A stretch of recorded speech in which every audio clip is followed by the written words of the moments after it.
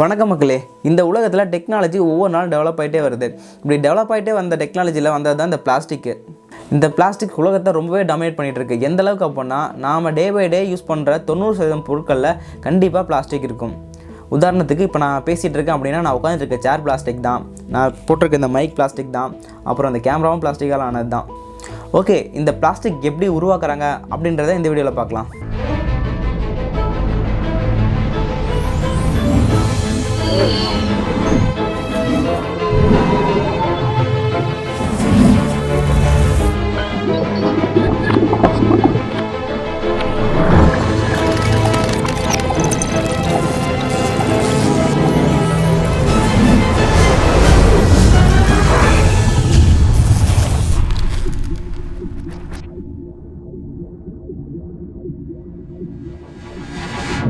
இந்த பிளாஸ்டிக் எப்போ கண்டுபிடிச்சாங்க அப்படின்னா 1907 லியோ பேக்லேண்ட் அப்படின்றத அதை கண்டுபிடிச்சாரு. இவர் எந்த ஒரு கார் அப்படின்னா அமெரிக்காவில் இருக்க பெல்ஜியம் சேர்ந்தவர்.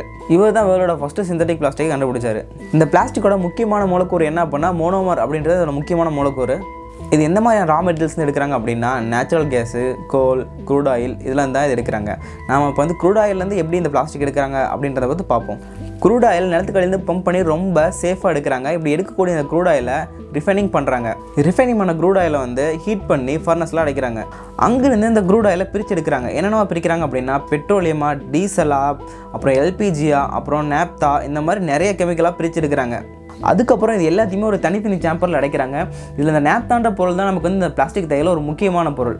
இதுக்கப்புறம் இங்கேருந்து கிராக்கிங் சென்டருக்கு அனுப்புகிறாங்க. அங்கே என்ன நடக்குது அப்படின்னா கிராக்கிங், குவின்சிங், கம்ப்ரஷன், ரிஃபைனிங் அப்படின்னு சொல்லிட்டு நிறைய ப்ராசஸ் பண்ணி இதை வந்து எத்திலின், ப்ரொப்ளின், ப்ரூட்லின் அப்படின்னு சொல்லிட்டு நிறைய இதாக பிரித்து எடுக்கிறாங்க.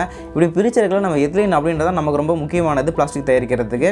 அதை அங்கேருந்து ஒரு கம்ப்ரஷன் சென்டருக்கு அனுப்புகிறாங்க.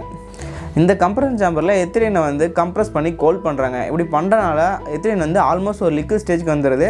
இதுக்கப்புறம் இங்கேருந்து ஒரு ரியாக்ஷன் சேம்பருக்கு அனுப்புகிறாங்க. எங்கே என்ன பண்ணுறாங்க அப்படின்னா இதோட இனிட்டேட்டர் ஸ்டார்ட் பண்ணி பாலிமரைசேஷன் ப்ராசஸிங் தான் நடக்குது. அதுக்கப்புறம் இதை வந்து பாலித்தீனாக மாற்றுறாங்க. இந்த ப்ராசஸில் தான் தனித்தனியாக இருக்க மோனோமர்ஸ்லாம் ஒன்றாகி ஒரு யூனிட்டாக மாறி இந்த பாலித்தீனை உருவாக்குது. அதுக்கப்புறம் இந்த பாலிமர்ஸ் வந்து ரியாக்ஷன் சேம்பர்லேருந்து இன்னொரு சேம்பருக்கு போகுது. இங்கே என்ன நடக்குது அப்படின்னா ஆன்டி ஆக்சிடைட்ஸ் அண்ட் ஸ்டெபிலைசர்ஸ் வந்து இதில் ஆட் பண்ணுறாங்க. அதுக்கப்புறம் இந்த பிளாஸ்டிக்ஸ் வந்து ஒரு ஸ்ட்ரிங்காக கன்வெர்ட் பண்ணி ஒரு கிரைண்டருக்கு அனுப்புகிறாங்க. இங்கே என்ன நடக்குது அப்படின்னா இந்த ஸ்ட்ரிங் எல்லாமே உடஞ்சி சின்ன சின்ன பிளாஸ்டிக் பில்லட்ஸாக விழுது. அதுக்கப்புறம் இந்த பிளாஸ்டிக் பில்லட்ஸை வேணுறவங்க எடுத்துகிட்டு போயிட்டு அவங்களுக்கு தேவையான ஷேப்புக்கு மாற்றிக்கிறாங்க.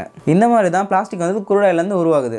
ஓகே, இந்த பிளாஸ்டிக்னால என்ன பிரச்சனை அப்படின்னு பார்த்தோம் அப்படின்னா இந்த பிளாஸ்டிக் வந்து டீகம்போஸ் ஆகாது, டீக்ரேஷன் தான் ஆகும். அதுவும் வந்து 450 வருஷம் ஆகும் டிகிரேட் ஆகிறதுக்கு. சரி, ஓகே, டீகம்போஸ் தானே ஆகாது, அப்போ எரிச்சிட வேண்டியது தானே அப்படின்னு கேட்டீங்க அப்படின்னா இதை எரிச்சா கிரீன் கேஸஸ் ஆன carbon di oxide, methane produce ஆகும். இது வந்து ஓசோன் லேயர் அஃபெக்ட் பண்ணும். அப்போ என்னதான் பண்ணுறது அப்படின்னு கேட்டால் ஒன்றுமே பண்ண முடியாது.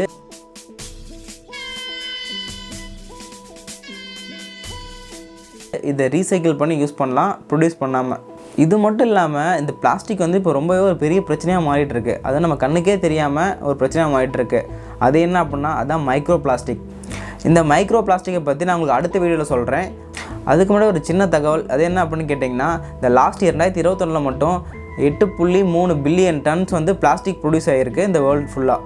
இந்த வீடியோ உங்களுக்கு பிடிச்சிருந்தா லைக் பண்ணுங்கள், ஷேர் பண்ணுங்கள். பிளாஸ்டிக்கை பற்றின உங்கள் கருத்தை வந்து கமெண்ட் பாக்ஸில் கமெண்ட் பண்ணுங்கள். அது மட்டும் இல்லாமல் நம்ம சேனலை சப்ஸ்கிரைப் பண்ணி வச்சுக்கோங்க. சப்ஸ்கிரைப் பண்ணால் மட்டும் பத்தாது, பெல் அடிக்கணும். அப்போ தான் நாங்கள் போடுற ஒரு வீடியோ உங்களை வந்து அடிக்கும்.